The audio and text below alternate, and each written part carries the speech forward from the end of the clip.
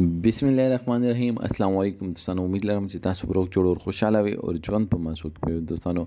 صوابین ډېر زیات افسوسناک او شرمناک واقعه رامخته شوی الګ اورچینه مټی سختیدلی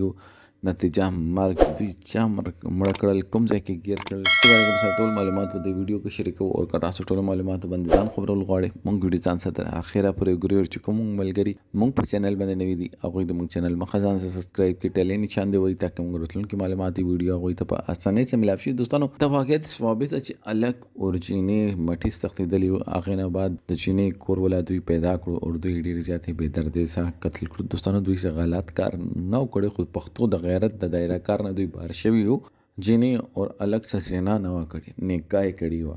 او بیا دوی کور ته واپس راتلل چې چینه کور دوی صحیح کړو دوی باندې اندر فایرینګ کړو او لارې کې رکشي والا بچو دی او دوی په موقع باندې مړ شوی دي دوستانو موږ د معاشره کې نکاح ته چې څوک ترجیح ورهه کې چې هغه مخلص وي هغه نه بعد موږ د معاشري پیغور د مور پلار هم ګرام نه وي د معاشري پیغور د کلی د وطن د پیغور د یری هندوی بیا د غلط کار کوي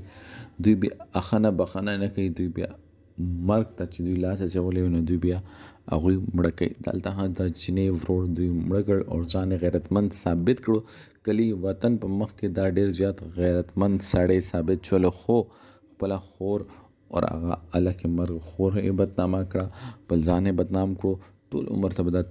تمبو شاته وي عدالت قانون دا خبره نه مانی چې تا دا کارو کړتا په غیرت کې کړی دی دوستانو نکاح عام کې دا مګورې چې الګ غریب د امیر د الګ شریف ته تاسو لور خور ته عزت ورکول شي چې عزت ورکول شي نو تاسو هغه ته عزت ورکړئ